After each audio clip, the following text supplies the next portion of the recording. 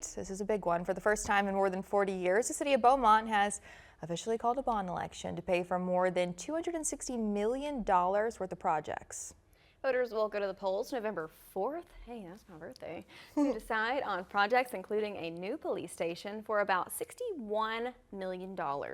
Infrastructure improvements costing $58 million, a multi-purpose complex including sports activities for $50 million, and a Riverfront Park extension for $12 million, which I think is also interesting because Riverfront Park just opened, so they're already looking to extend it. And then the bond would also include a multi-use complex at Alice Keith Park and a $9 million extension to Point Parkway, but a Dallin Road extension is not included. I know that there is some people are up in arms about this one because, you know, a lot of people build along or want to build along Dallin. Yeah. Dallin truly is, it seems like the hub for businesses and you know, they have the mall there and whatnot. And so that seems like where everyone wants to build. Now voters will make a separate decision on each of the 5 propositions. The total cost, if they approve all of them, about $264 million. The average homeowner would pay a little more than $14 a month extra in taxes. Now, there was some heated debate during yesterday's meeting. Some council members wanted to let voters have the final say on all of the items the bond committee proposed.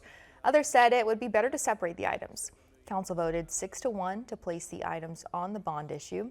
Councilman Cory Crenshaw voted no, saying he didn't support one proposition, which was the proposed extension of Riverfront Park. One item that everyone supports, letting voters decide on whether to increase the hotel occupancy tax by 2% to help pay for a new venue project, a convention center on property where the AT&T building once stood near the river. It would not include a hotel, at least not one funded by this bond election. Now, a new item that came up during a work session this week is a new police station to replace the existing one. The cost would be about $50 million.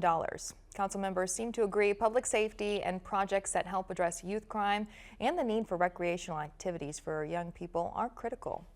Council held a news conference just after the vote last night. Fox 4's Amon Abraham has reaction. Council members agreed public safety and opportunities for Beaumont's youth are critical to the city's future. That's why they support a new $61 million police station. We want the citizens of Beaumont to know that we're serious about law enforcement and we're serious about perception of crime here. The Riverfront expansion project was another issue that council members went back and forth on. Councilwoman LaDonna Sherwood fought for the Riverfront expansion to get on the ballot. Because it's like a huge deal, and we want to be found encouraging and promoting downtown development and making it something that we can be proud of. Cory Crenshaw voted against placing his items on the ballot to make sure his constituents knew he disagreed with the Riverfront Park expansion on the ballot. I'm just shocked at the mayor and some of the decisions that were made today to you know, keep the public's input on this limited.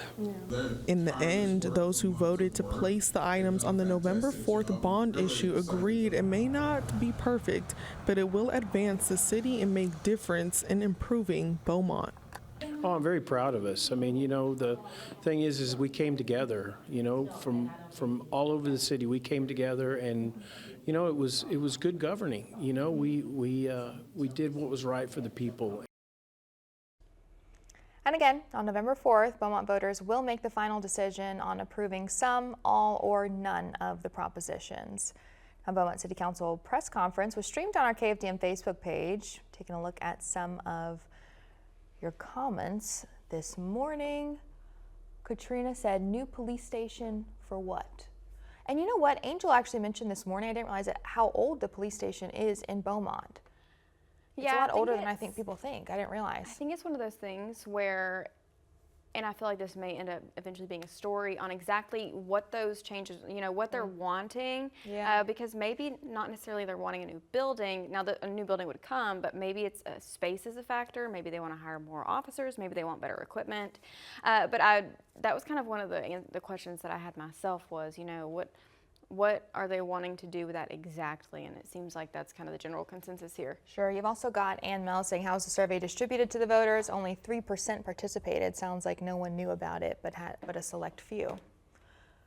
And Mary Williams says they need to talk with the city government of Baytown. They are smaller than us, but yet have left us in the dust. So sad. So I think this kind of is one of those things also where it seems like a lot of people are left out because a lot of people aren't involved in their city government. Yeah. This kind of goes to show with your general city elections. That a So, lot of people, that feel left out. have a say, but don't necessarily act on it. Yeah. Someone else mentions the amphitheater. We have one at Ford Park that is never used. So are they?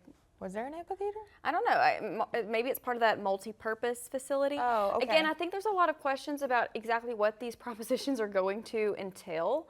So I think that's going to also come with time. So hopefully we can find out more about those projects, keep you updated certainly on, exactly what those propositions are going to look like ahead of November.